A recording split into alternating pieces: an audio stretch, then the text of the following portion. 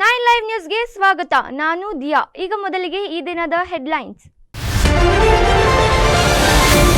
ಹುಬ್ಬಳ್ಳಿಯ ಕೇಶವಾಪುರದಲ್ಲಿ jewellery shop ದೋಚಿ ಪರಾರಿಯಾದ ಕದಿಮರು. ಜ್ಯುವೆಲರಿ ಶಾಪ್ ಶಟರ್ ಮುರಿದು ಲಕ್ಷಾಂತರ ರೂಪಾಯಿ ಮೌಲ್ಯದ ಚಿನ್ನಾಭರಣ ಲೂಟಿ. ಐನಾತಿ ಕದಿಮರ ಚಲನವಲನ ಸ್ಥಳೀಯ ಸಿಸಿಟಿವಿ ಕ್ಯಾಮೆರಾದಲ್ಲಿ ಸೆರೆ. ಹುಬ್ಬಳ್ಳಿ ಪೊಲೀಸರ ಭರ್ಜರಿ ಕಾರ್ಯಾಚರಣೆ, 13 ಕದಿಮರು ಅಂದರ್. ಗಾಂಜಾ ಮಾರಾಟ ಮತ್ತು ಖರೀದಿ ಜಾಲವನ್ನು ಒಡಿಸ್ ಮಾಡಿದ ಪೊಲೀಸ್. ಹುಬ್ಬಳ್ಳಿ ಶಹರ ಠಾಣೆ ಪೊಲೀಸರ ಕಾರ್ಯಕ್ಕೆ ನಗರದೆಲ್ಲೆಡೆ ಭಾರೀ ಪ್ರಶಂಸೆ. ರಾಜ್ಯ ಕಾಂಗ್ರೆಸ್ ಸರ್ಕಾರದ ವಿರುದ್ಧ ಗಂಭೀರ ಆರೋಪ ಮಾಡಿದ ಹರತಾಳು ಹಾಲಪ್ಪ. ರಾಜ್ಯಾದ್ಯಂತ ಡೆಂಗ್ಯೂ ತಾಂಡವಾಡುತ್ತಿದ್ದ ಡೆಂಗ್ಯೂ ತಡೆಯುವಲ್ಲಿ ಸರ್ಕಾರ ವಿಫಲ. ಕೂಡಲೇ ಸರ್ಕಾರ ಡೆಂಗ್ಯೂ ತಡೆಗೆ ವಿಶೇಷ ಕ್ರಮ ಕೈಗೊಳ್ಳುವಂತೆ ಆಗ್ರಹ. ಈಗ ಇವತ್ತಿನ ಪ್ರಮುಖ ಸುದ್ದಿಗಳು ನಿಮ್ಮ ಮುಂದೆ. ಶಿವವಿದ್ಯಾಸಂಸ್ಥೆಯ ಸಂಸ್ಥಾಪಕ ಅಧ್ಯಕ್ಷ ಲಿಂಗೈಕ್ಯ ಎಸ್.ಬಿ. ಗಂಗಾಧರ್ ಗೌಡರ್ ಶಿವಗಣ ಆರಾಧನೆ ಮತ್ತು ಧಾರ್ಮಿಕ ಸಮಾರಂಭದ ಕಾರ್ಯಕ್ರಮವು ತುಮಕೂರು ಜಿಲ್ಲೆಯ ತಿಪಟೂರು ತಾಲೂಕಿನ ಹೊನ್ನವಳ್ಳಿ ಹೋಬಳಿ ಸಾರ್ತವಳ್ಳಿ ಎಸ್ಎಲ್ಬಿಎಸ್ ಪ್ರೌಢಶಾಲಾ ಆವರಣದಲ್ಲಿ ಜರುಗಿತು. ಸಮಾರಂಭಕ್ಕೆ ಆಗಮಿಸಿದ್ದ ಸಾಣೇಹಳ್ಳಿಯ ಶ್ರೀ ತರಳಬಾಳು ಶಾಖಾ ಮಠದ ಶ್ರೀ ಡಾಕ್ಟರ್ ಪಂಡಿತಾರಾಧ್ಯ ಶಿವಾಚಾರ್ಯ ಸ್ವಾಮೀಜಿಗಳು ಆಶೀರ್ವಚನ ನೀಡಿ ಮಹನೀಯರ ಕೊಡುಗೆಗಳನ್ನು ನೆನೆದರು. ಗಂಗಾಧರ ಗೌಡರ ನಿಧನ ಇಡೀ ಸಮುದಾಯಕ್ಕೆ ತುಂಬಲಾರದ ನಷ್ಟವಾಗಿದೆ. ಅವರು ಗ್ರಾಮೀಣ ಭಾಗದ ಜನರಿಗೆ ಅನುಕೂಲ ಮಾಡಿಕೊಟ್ಟು ಸಾವಿರಾರು ವಿದ್ಯಾರ್ಥಿಗಳಿಗೆ ಉದ್ಯೋಗ ಸೃಷ್ಟಿ ಮಾಡಿಕೊಟ್ಟ ಹೆಗ್ಗಳಿಕೆಗೆ ಭಾಜನರಾಗಿದ್ದಾರೆ. ಅಲ್ಲದೆ ಗಂಗಾಧರ ಗೌಡರು ಮಠದ ಹಿರಿಯ ಶ್ರೀಗಳ ನೆಚ್ಚಿನ ಶಿಷ್ಯರಾಗಿ ಕರ್ತವ್ಯ ನಿರ್ವಹಿಸಿದವರಲ್ಲಿ ಒಬ್ಬರು. ತರಳಬಾಳು ಹಿರಿಯ ಶ್ರೀಗಳು ಹಾಕಿಕೊಟ್ಟ ಮಾರ್ಗದಲ್ಲಿ ಎಲ್ಲರೂ ಮುನ್ನಡೆಯಬೇಕೆಂದು ತಿಳಿಸಿದರು. ಅಭಿವೃದ್ಧಿಗಾಗಿ ತಮ್ಮನ್ನು ತಾವು ಅರ್ಪಿಸಿಕೊಂಡಂಥ ಒಬ್ಬ ಅಪರೂಪದ ವ್ಯಕ್ತಿ. ನಾವು ಸ್ವಾಮಿಗಳಾಗುವ ಮುನ್ನ ಅವರನ್ನು ನೋಡಿದ್ವಿ, ಸ್ವಾಮಿಗಳಾದ ನಂತರವೂ ಕೂಡ ನೋಡ್ತಾ ಬಂದ್ವಿ. ಎಂದೂ ಅವರು ಸ್ವಾರ್ಥಿಗಳಾಗಿ ಜೀವನವನ್ನು ಸಾಗಿಸಲಿಲ್ಲ. ಬದಲಾಗಿ ಹಿರಿಯ ಗುರುಗಳ ಆದೇಶವನ್ನು ತಲೆಯ ಮೇಲೆ ಹೊತ್ತು ಕೆಲಸ ಕಾರ್ಯಗಳನ್ನು ನಿರ್ವಹಿಸಿದಂಥವರು. ಇಂಥದ್ದೊಂದು ಕೆಲಸ ಆಗಬೇಕು ಅಂತಂದರೆ ಆಯಿತು ಬುದ್ಧಿ ನಾನು ಮಾಡ್ಕೊಂಡು ಬರ್ತೀನಿ ಅಂತ ಹೇಳುವಂಥ ಎದೆಗಾರಿಕೆ ಗಂಗಾಧರೇಗೌಡರಲ್ಲಿ ಇತ್ತು. ಗಂಗಾಧರೇಗೌಡರ ಜೊತೆಗೆ ಇನ್ನೊಬ್ಬ ಅಪರೂಪದ ವ್ಯಕ್ತಿ ಇದ್ದ. ಪಕ್ಕದಲ್ಲೇ ಇರೋವಂಥ ಪಟ್ರಳ್ಳಿಯ ಶಂಕರಲಿಂಗಪ್ಪ, ಅವನು ಗುಮಾಸ್ತ, ಇವರು ಹೆಡ್ ಮಾಸ್ಟ್ರು. ಆದರೆ ಗುಮಾಸ್ತ ಹೆಡ್ ಮಾಸ್ಟ್ರು ಅನ್ನುವಂಥ ಅಂತರ ಇರಲಿಲ್ಲ. ಅಷ್ಟು ಪರಸ್ಪರ ಹೊಂದಾಣಿಕೆ ಮೇಲೆ ಗುರುಗಳು ಯಾವುದೇ ಕೆಲಸ ಕಾರ್ಯಗಳನ್ನು ಹೇಳಿದರೆ ಅದನ್ನು ನಿಷ್ಠೆಯಿಂದ. ಅಲ್ಲದೆ ಸಮಾಜದಲ್ಲಿ ಸಮಾನತೆ ಮತ್ತು ಸಂಘಟನೆ ಅಳವಡಿಸಿಕೊಂಡಾಗ ಯಶಸ್ವಿಗೆ ದಾರಿ ದೀಪವಾಗುತ್ತದೆ. ಸಾಮಾಜಿಕ ಕಳಕಳಿ ಪ್ರತಿಯೊಬ್ಬರು ಅಳವಡಿಸಿಕೊಂಡರೆ ತಮ್ಮ ಮನೆ ಮತ್ತು ಸಮಾಜವನ್ನು ಬೆಳಗಿಸಿದ ಕೀರ್ತಿಗೆ ಪಾತ್ರರಾಗುತ್ತಾರೆ ಎಂದರು. ಖಚಿತ ಮಾಹಿತಿ ಮೇರೆಗೆ ದಾಳಿ ನಡೆಸಿದ ಹುಬ್ಬಳ್ಳಿ ಶಹರ ಠಾಣೆ ಪೊಲೀಸರು ಅಕ್ರಮವಾಗಿ ಗಾಂಜಾ ಮಾರಾಟ ಹಾಗೂ ಖರೀದಿಗೆ ಬಂದಂತಹ 13 ಜನರನ್ನು ನಗರದ ಗುಡ್ ಶೆಡ್ ರೋಡ್ನಲ್ಲಿ ಬಂಧಿಸುವಲ್ಲಿ ಯಶಸ್ವಿಯಾಗಿದ್ದಾರೆ. ನವಾಜ್, ಹಜರತ್, ಅಹಮದ್ ಖಾನ್, ಪಾಂಡು, ಶಂಕರ್ನಾಗ್, ಆಕಾಶ್, ಅಜರುದ್ದೀನ್, ವೆಂಕಟೇಶ್, ಮಹಮ್ಮದ್ ಗೌಸ್, ಸರ್ಫರಾಜ್, ನೂರ್ ಅಹಮದ್, ಆರ್ಯನ್ ಹಾಗೂ ಶಿಕಂದರ್ ಎಂಬಾತರೆ ಬಂಧಿತ ಆರೋಪಿಗಳಾಗಿದ್ದಾರೆ. ಇನ್ನು ಬಂಧಿತರಿಂದ 1 ಕೆಜಿಗೂ ಹೆಚ್ಚು ಗಾಂಜಾ, 3 ಮೊಬೈಲ್ ಹಾಗೂ 6,000 ನಗದನ್ನು ಪೊಲೀಸರು ವಶಪಡಿಸಿಕೊಂಡಿದ್ದಾರೆ.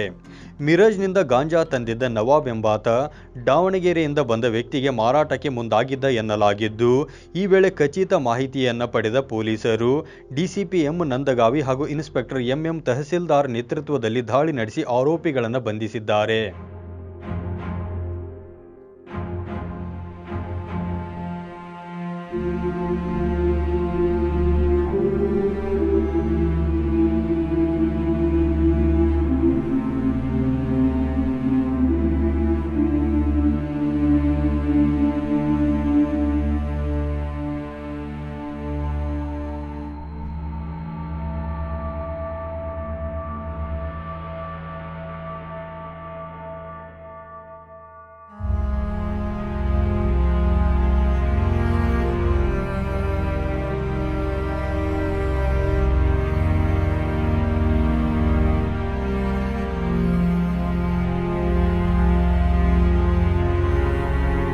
ಇನ್ನು ಶಹರ ಠಾಣೆಯ ಪೊಲೀಸರ ಕಾರ್ಯಾಚರಣೆ ಕುರಿತು ಹುಬ್ಬಳ್ಳಿ ಧಾರವಾಡ ಪೊಲೀಸ್ ಕಮಿಷನರ್ ಹಾಗೂ ಹಿರಿಯ ಪೊಲೀಸ್ ಅಧಿಕಾರಿಗಳು ಪ್ರಶಂಸೆ ವ್ಯಕ್ತಪಡಿಸಿದ್ದಾರೆ. ಸೇವಾ ಕಾಯಕದ ಮೂಲಕ ಸಮುದಾಯದಲ್ಲಿ ಲಯನ್ಸ್ ಸಂಸ್ಥೆ ಗುರುತನ್ನು ಉಳಿಸಿಕೊಳ್ಳಬೇಕು ಎಂದು ಲಯನ್ಸ್ ಜಿಲ್ಲಾ ಸಹಾಯಕ ರಾಜ್ಯಪಾಲೆ ಸಪ್ನಾ ಸುರೇಶ್ ಸಲಹೆ ನೀಡಿದರು.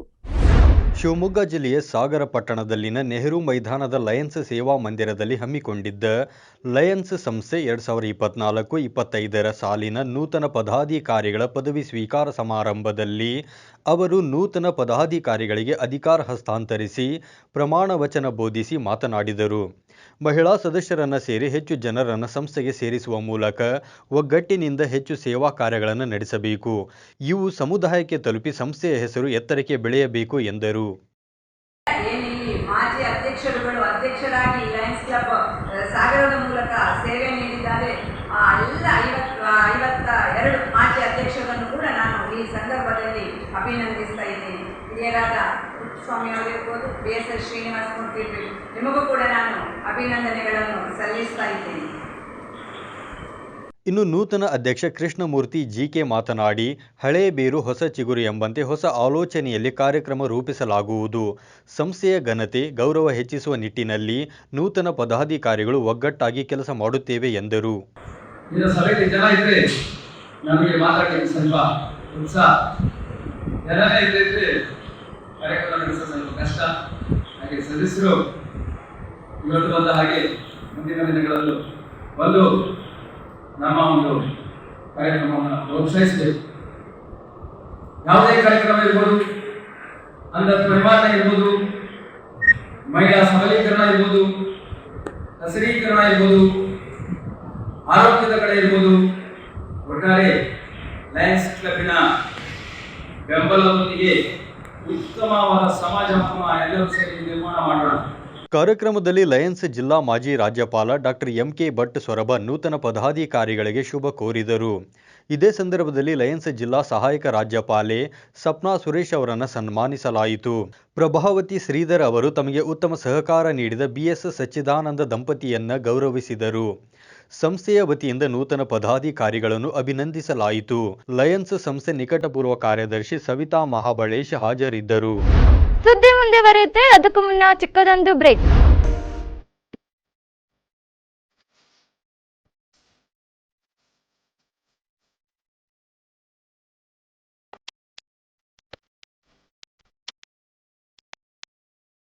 ನೀವು ವೀಕ್ಷಿಸಲೇಬೇಕಾದ ಎಕ್ಸ್ಕ್ಲೂಸಿವ್ ಸುದ್ದಿಗಳು, ಪ್ರಮುಖ ಮಾಹಿತಿಗಳು, ಸಖತ್ ಮನರಂಜನೆ ಹಾಗೂ ಜನಪ್ರಿಯ ಕಾರ್ಯಕ್ರಮಗಳು ನಮ್ಮ ವಾಹಿನಿಯಲ್ಲಿ. ದಿನನಿತ್ಯದ ಸಮಗ್ರ ಸುದ್ದಿಗಳಿಗಾಗಿ ವೀಕ್ಷಿಸಿ ಉತ್ತರ ಕರ್ನಾಟಕದ ನಿಮ್ಮ ಹೆಮ್ಮೆಯ ಸುದ್ದಿ ವಾಹಿನಿ 9 ಲೈವ್. ಇದು ಸತ್ಯದ ಪ್ರತಿರೂಪ. 9 ಲೈವ್ ವಾಹಿನಿ ಇದೀಗ ಹ್ಯಾಪಿ ಕೇಬಲ್ ನೆಟ್ವರ್ಕ್ನಲ್ಲಿ ಚಾನೆಲ್ ನಂಬರ್ 132ರಲ್ಲಿ ಹಾಗೂ ಡೆನ್ ಕೇಬಲ್ ನೆಟ್ವರ್ಕ್ನಲ್ಲಿ ಚಾನೆಲ್ ನಂಬರ್ 746ರಲ್ಲಿ ವೀಕ್ಷಿಸಬಹುದು. 9 ಲೈವ್ ಚಾನೆಲ್ ಇದೀಗ ಸೋಷಿಯಲ್ ಮೀಡಿಯಾಗಳಾದ ಯೂಟ್ಯೂಬ್, ಫೇಸ್ಬುಕ್ ಹಾಗೂ ಇನ್ಸ್ಟಾಗ್ರಾಂನಲ್ಲೂ ವೀಕ್ಷಿಸಬಹುದು. 9 ಲೈವ್ ವಾಹಿನಿಯ ಜನಪ್ರಿಯ ಕಾರ್ಯಕ್ರಮ ಶುಚಿ ರುಚಿ.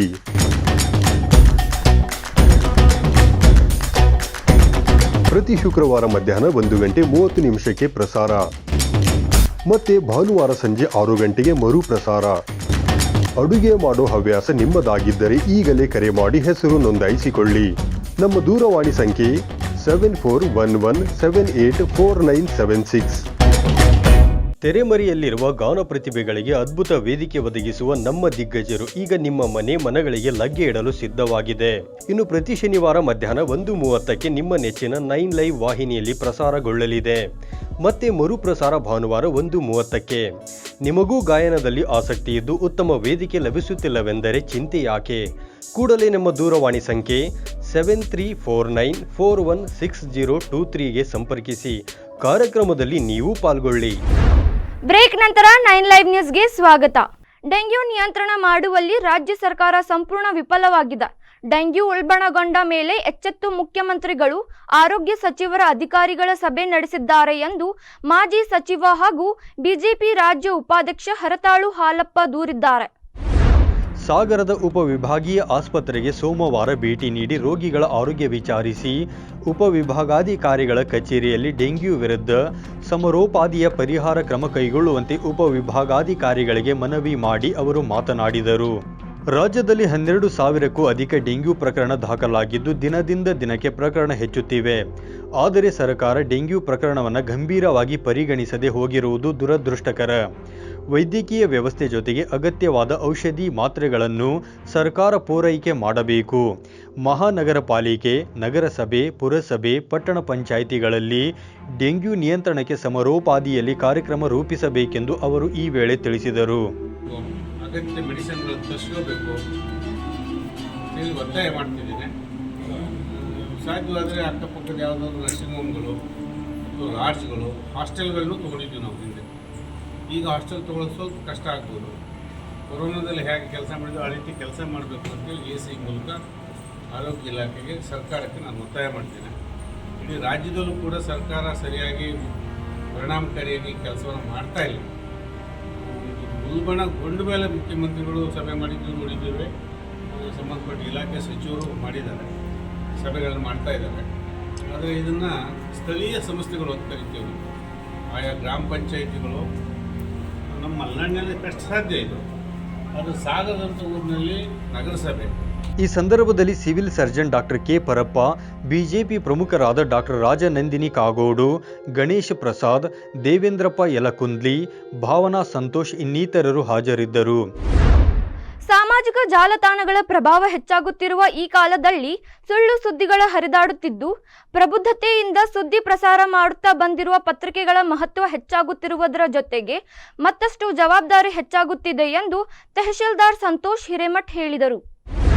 ಶಿಗ್ಗಾವಿ ತಾಲೂಕಿನ ಗೊಟಗೋಡಿಯಲ್ಲಿ ಕರ್ನಾಟಕ ಕಾರ್ಯನಿರತ ಪತ್ರಕರ್ತರ ಸಂಘ ಶಿಗ್ಗಾವಿ ತಾಲೂಕಾ ಘಟಕದಿಂದ ಆಯೋಜಿಸಲಾಗಿದ್ದ ಪತ್ರಿಕಾ ದಿನಾಚರಣೆಯಲ್ಲಿ ಮಾತನಾಡಿದ ಅವರು, ಈ ಕಾರ್ಯಕ್ರಮದ ಮೂಲಕ ತಾಲೂಕಿನ ಪತ್ರಕರ್ತ ಸ್ನೇಹಿತರು ಸಾಮಾಜಿಕವಾಗಿ ಉತ್ತಮ ಸೇವೆ ನೀಡಿದವರನ್ನು ಗುರುತಿಸಿ ಸನ್ಮಾನ ಮಾಡುತ್ತಿರುವುದು ಮಾದರಿಯಾಗಿದೆ ಎಂದು ತಿಳಿಸಿದರು. ಗಮನ ಇಲ್ಲಿ ಬರಬೇಕು, ತಾವು ಇದಕ್ಕೆ ಸ್ವಲ್ಪ ಒತ್ತನ್ನು ಕೊಡಬೇಕು ಅಂತ ಹೇಳಿ ಒಂದು ಮಿತ್ರರಾಗಿ, ನಮಗೆ ಅಧಿಕಾರಿಗಳಿಗೆ ಒಂದು ಮಿತ್ರರಾಗಿ ನಾವು ಎಲ್ಲಿ ಗಮನವನ್ನು ಹರಿಸಬೇಕು, ಎಲ್ಲಿ ನಾವು ಗಮನವನ್ನು ಕೊಡ್ತಾ ಇಲ್ಲ ಅದನ್ನ ನಮ್ಮ ಕಣ್ಮುಂದೆ ತರ್ತಾರೆ. ಮತ್ತು ಮಿತ್ರ ಅಂತ ಯಾಕೆ ಕರಿತೀವಪ್ಪ ಅಂದರೆ ಮಿತ್ರನಿಗೆ ಬೈಯೋದು ಅಧಿಕಾರ ಕೂಡ ಇರುತ್ತೆ. ನಾವೆಂದಾದ್ರೂ ತಪ್ಪು ಮಾಡಿದರೆ ಹೊಟ್ಟೆಯಿಂದ ಮುಂದೆ ನೋಡಲ್ಲ, ಅವರು ಬಂದು ಕಡಾಖಂಡಿತವಾಗಿ ನಮ್ಮ ಮುಂದೆ ಬಂದು ನಿಂತು ಹೇಳ್ತಾರೆ, ಸರ್ ನೀವು ತಪ್ಪನ್ನು ಮಾಡ್ತಾ ಇದ್ದೀರಾ, ಇಲ್ಲಿ ನೀವು ಹಿಂದೇಟನ್ನು ಹಾಕ್ತಾ ಇದ್ದೀರಾ, ನೀವು ಇಲ್ಲಿ ಸ್ವಲ್ಪ ಇನ್ನೂ ಹೆಚ್ಚಿನ ಚುರುಕತೆಯಿಂದ ಕೆಲಸ ಮಾಡಬೇಕು. ಇನ್ನು ಶಿಗ್ಗಾವಿ ವಿರಕ್ತ ಮಠದ ಸಂಗನ ಬಸವ ಮಹಾಸ್ವಾಮಿಗಳು ಕಾರ್ಯಕ್ರಮದ ಸಾನ್ನಿಧ್ಯ ವಹಿಸಿದ್ದರು. ಅದೇ ರೀತಿ ಕಾರ್ಯನಿರತ ಪತ್ರಕರ್ತರ ಸಂಘ ಶಿಗ್ಗಾವಿ ತಾಲೂಕಾ ಘಟಕದ ವತಿಯಿಂದ ಕರ್ನಾಟಕ ರಾಜ್ಯೋತ್ಸವ ಪ್ರಶಸ್ತಿ ಪುರಸ್ಕೃತ ವೇದರಾಣಿ ದಾಸನೂರು, ನಿವೃತ್ತ ಮುಖ್ಯ ವೈದ್ಯಾಧಿಕಾರಿ ಡಾಕ್ಟರ್ ಹನುಮಂತಪ್ಪ PH, ಶ್ರೇಷ್ಠ ವೈದ್ಯ ರಾಜ್ಯ ಪ್ರಶಸ್ತಿ ಪುರಸ್ಕೃತ ಡಾಕ್ಟರ್ ಮಹೇಶ್ ಜಗದವರ್, ಶ್ರೇಷ್ಠ ವೈದ್ಯ ರಾಜ್ಯ ಪ್ರಶಸ್ತಿ ಪುರಸ್ಕೃತ ಡಾಕ್ಟರ್ ರಾಜೇಶ್ವರಿ ಚೆನ್ನಗೌಡ್ರ ಅವರನ್ನು ಸನ್ಮಾನಿಸಿ ಗೌರವಿಸಲಾಯಿತು. ಈ ಸಂದರ್ಭದಲ್ಲಿ DYSP ಮಂಜುನಾಥ್ ಜಿ, ಸಮುದಾಯ ಆರೋಗ್ಯ ಕೇಂದ್ರದ ನಿವೃತ್ತ ಡಾಕ್ಟರ್ ಹನುಮಂತಪ್ಪ, ಕಾರ್ಯನಿರತ ಪತ್ರಕರ್ತರ ಸಂಘದ ಪದಾಧಿಕಾರಿಗಳು, ಸದಸ್ಯರು, ಕನ್ನಡ ಪರ ರೈತಪರ ಹೋರಾಟಗಾರರು, ಸಾಮಾಜಿಕ ಕಾರ್ಯಕರ್ತರು, ಕರ್ನಾಟಕ ಸಾಹಿತ್ಯ ಪರಿಷತ್ ಸದಸ್ಯರು ಉಪಸ್ಥಿತರಿದ್ದರು. ಗ್ಯಾಸ್ ಕಟರ್ ಬಳಸಿ ಜ್ಯುವೆಲರಿ ಶಾಪ್ನ ಶಟರ್ಸ್ ಮುರಿದು ಲಕ್ಷಾಂತರ ಮೌಲ್ಯದ ಚಿನ್ನ, ಬೆಳ್ಳಿ ಆಭರಣಗಳನ್ನು ಕಳ್ಳತನ ಮಾಡಿರುವಂತಹ ಘಟನೆ ಹುಬ್ಬಳ್ಳಿಯ ಕೇಶವಾಪುರದ ರಮೇಶ್ ಭವನದ ಬಳಿ ಇರುವ ಭುವನೇಶ್ವರಿ ಜ್ಯುವೆಲರಿ ವರ್ಕ್ಸ್ನಲ್ಲಿ ನಡೆದಿದೆ. ಮಂಗಳವಾರ ನಸುಕಿನ ಜಾವ 2 ಗಂಟೆ ಆಸುಪಾಸುಗೆ ಈ ಘಟನೆ ನಡೆದಿದ್ದು, ಬೆಳಗ್ಗೆ ಸ್ಥಳೀಯರು ಅಂಗಡಿಯ ಬಾಗಿಲು ಒಡೆದಿರುವುದನ್ನು ಗಮನಿಸಿ ಜ್ಯುವೆಲರಿ ಶಾಪ್ನ ಮಾಲೀಕರಾದ ಜಗದೀಶ ದೈವಜ್ಞ ಅವರಿಗೆ ತಿಳಿಸಿದ್ದಾರೆ. ಇನ್ನು ಪ್ರಾಥಮಿಕ ಮಾಹಿತಿಯ ಪ್ರಕಾರ ಗ್ಯಾಸ್ ಕಟರ್ನಿಂದ ಚಾವಿ ತುಂಡು ಮಾಡಿದ ಕದೀಮರು ನಂತರ ಗ್ಲಾಸ್ ಒಡೆದು ಒಳನುಗ್ಗಿ 800 ಗ್ರಾಂ ಚಿನ್ನ, 50 kgಯಷ್ಟು ಬೆಳ್ಳಿ ಕಳ್ಳತನ ಮಾಡಿದ್ದಾರೆಂದು ಹೇಳಲಾಗ್ತಿದೆ. ಮೊದಲು ಸಿಸಿ ಕ್ಯಾಮೆರಾಕ್ಕೆ ಸ್ಪ್ರೇ ಮಾಡಿದ ನಂತರ ಕಳ್ಳತನ ಮಾಡಿದ್ದಾರೆ. ಇಬ್ಬರು ವ್ಯಕ್ತಿಗಳಿಂದ ಈ ಕೃತ್ಯ ನಡೆದಿರಬಹುದು ಎಂದು ಶಂಕೆ ವ್ಯಕ್ತವಾಗಿದೆ. ಘಟನೆಯ ಮಾಹಿತಿ ತಿಳಿದು ಸ್ಥಳಕ್ಕಾಗಮಿಸಿದ ಪೊಲೀಸರು ಪರಿಶೀಲನೆ ಕೈಗೊಂಡಿದ್ದಾರೆ. ಇನ್ನು ಹುಬ್ಬಳ್ಳಿ ಧಾರವಾಡ ಮಹಾನಗರ ಪೊಲೀಸ್ ಕಮಿಷನರ್ ಶಶಿಕುಮಾರ್ ಕೂಡ ಘಟನಾ ಸ್ಥಳಕ್ಕೆ ಆಗಮಿಸಿ ಪರಿಶೀಲನೆಯನ್ನ ಕೈಗೊಂಡಿದ್ದಾರೆ. ಅಲ್ಲದೆ ಕದೀಮರ ಬಂಧನಕ್ಕೆ ವಿಶೇಷ ತಂಡ ರಚಿಸಿದ್ದಾಗಿಯೂ ತಿಳಿಸಿದ್ದಾರೆ. ಇನ್ನು ಲಕ್ಷಾಂತರ ಮೌಲ್ಯದ ಚಿನ್ನಾಭರಣ ಕಳ್ಳತನವಾಗಿರೋದು ಜ್ಯುವೆಲರಿ ಶಾಪ್ ಮಾಲೀಕರಿಗೆ ಆಘಾತ ನೀಡಿದ್ದು, ಸದ್ಯ ಪೊಲೀಸರ ಧೈರ್ಯದ ಮಾತುಗಳಿಂದ ಕೊಂಚ ನಿರಾಳರಾಗಿದ್ದಾರೆಂದು ತಿಳಿಸಿದ್ದಾರೆ. ಕದೀಮರ ಬಂಧನಕ್ಕೆ ಈಗಾಗಲೇ ಪೊಲೀಸರು ಕಾರ್ಯಾಚರಣೆ ಪ್ರಾರಂಭಿಸಿದ್ದು ಪೊಲೀಸರ ಮೇಲೆ ನಂಬಿಕೆ ಇದೆ ಎಂದು ತಿಳಿಸಿದ್ದಾರೆ. ನಿನ್ನೆ ನೈಟ್ 10 ಗಂಟೆ ಮಟ್ಟ ನಾವು ಶಾಪ್ನಾಗಿದ್ವಿ. ಬೆಳಗ್ಗೆ ನನಗೂ ವಿಷಯ ಪೊಲೀಸರಿಂದ ಹೇಳಿದ್ರು ಹಿಂಗೆ ಆಗಿತ್ತು ಅಂತೇಳಿ. ರಾತ್ರಿ 3:20ಕ್ಕೆ ಕಳ್ಳರು ಬಂದಾರೆ. ಅದಾಗೆಲ್ಲ ಸ್ವಲ್ಪ ಗೋಲ್ಡ್ ಸಿಲ್ವರ್ ಎಲ್ಲ ಆರ್ಟಿಕಲ್ ಎಲ್ಲ ಡಬರಿ ಮಾಡ್ಯಾರ. ಅದೇ ಈಗ ಕ್ಯಾಲ್ಕುಲೇಷನ್ ಮಾಡಿ ಹೇಳ್ಬೇಕಲ್ಲ, ನನಗೆ ಕನ್ಫ್ಯೂಸ್ ಆಗಿಬಿಡೋದು. ಎಲ್ಲ ಸ್ವಲ್ಪ ಕ್ಯಾಶ್ ಅವೆಲ್ಲ ತೊಗೊಂಡಿದ್ದಾರೆ. ಸಿಲ್ವರ್ ಗೋಲ್ಡ್ ಡಿಸ್ಪ್ಲೇ ಇಟ್ಟಿದ್ವೆಲ್ಲ ಇದು ಮಾಡ್ಯಾರ. ಕ್ಯಾಮ್ರಾನು ಹೊರಗೆಲ್ಲ ಇದು ಮಾಡಿಬಿಟ್ರು. ಅವರು ಮೇನ್ ಡೋರ್ ಅದು ಯಾಕೆ ಬಂದಿಲ್ಲ ಅಂತ ಗ್ಲಾಸ್ ಗೀಸಲ್ಲಿ ಹೊಡೆದು ಏನೆಲ್ಲ ಮಾಡ್ಕೊಂಡ್ರು. ಬೆಳಿಗ್ಗೆ 3:30ಗೆ ಕಳ್ಳತನ ಆಗಿದೆ. ನಮಗೆ ಬೆಳಗ್ಗೆ 8 ಗಂಟೆಗೆಲ್ಲ ಇನ್ಫಾರ್ಮೇಷನ್ ಬಂದಿದೆ ಈ ಥರ ಕಳ್ಳತನ ಆಗಿದೆ ಅಂತ. ಸೊ ಬಂದಾದ ನಂತರ ಇಲ್ಲೆಲ್ಲ ಬಂದರು. ಅಷ್ಟರೊಳಗೆ ಪೊಲೀಸರು ಬಂದಿದ್ದಾರೆ. ಅವರೆಲ್ಲ ಇನ್ವೆಸ್ಟಿಗೇಷನ್ ಮಾಡಿ ಈಗ ಪ್ರೊಸೆಸ್ ಮಾಡ್ತಾ ಇದ್ದಾರೆ. ಎಕ್ಸಾಕ್ಟ್ ಎಷ್ಟು ಹೋಗಿದೆ ಏನಾಗಿದೆ ಗೊತ್ತಿಲ್ಲ. ಇಲ್ಲಿನೂ ಶೆಲ್ಟ್ರ್ ವೆಲ್ಡಿಂಗೆಲ್ಲ ಕಟ್ ಮಾಡಿದ್ದಾರೆ. ಶಟ್ರಸ್ ಎಲ್ಲ ಕಟ್ ಮಾಡಿಬಿಟ್ಟು ಗ್ಲಾಸ್ ಎಲ್ಲ ಹೊಡೆದು ಈಗೆಲ್ಲ ಸ್ಲೈಡಿಂಗ್ ಡೋರ್ನೆಲ್ಲ ವೆಲ್ಡಿಂಗಿಂದ ಕಟ್ ಹೊರಗಡೆ ಎಲ್ಲ CC ಕ್ಯಾಮ್ರಾ ಎಲ್ಲ ಸ್ಪ್ರೇ ಮಾಡಿದ್ದಾರೆ. ಒಳಗಡೆ CC ಕ್ಯಾಮ್ರಾ ವರ್ಕಿಂಗ್ ಇದೆ. ಅದ್ರಲ್ಲಿ ಗೊತ್ತಾಗ್ತಾ ಇದೆ 3 ಜನ ಎಂಟ್ರಿ ಆಗಿದೆ. ಒಟ್ನಲ್ಲಿ ವಾಣಿಜ್ಯ ನಗರಿ ಹುಬ್ಬಳ್ಳಿಯಲ್ಲಿ ಇತ್ತೀಚೆಗೆ ಕಳ್ಳ ಕಾಕರ ಉಪಟಳ ಹೆಚ್ಚಾಗಿದ್ದು ಇಂತಹ ಕದೀಮರ ಹೆಡೆಮುರೆ ಕಟ್ಟುವ ಕಾರ್ಯ ಪೊಲೀಸರು ಶೀಘ್ರದಲ್ಲಿಯೇ ಮಾಡಬೇಕಿದೆ. ಇವಿಷ್ಟು ಈ ಹೊತ್ತಿನ ಪ್ರಮುಖ ಸುದ್ದಿಗಳು. ನಿರಂತರ ಸುದ್ದಿಗಳಿಗಾಗಿ ನೋಡ್ತಾ ಇರಿ 9 ಲೈವ್ ನ್ಯೂಸ್. ಇದು ಸತ್ಯದ ಪ್ರತಿರೂಪ.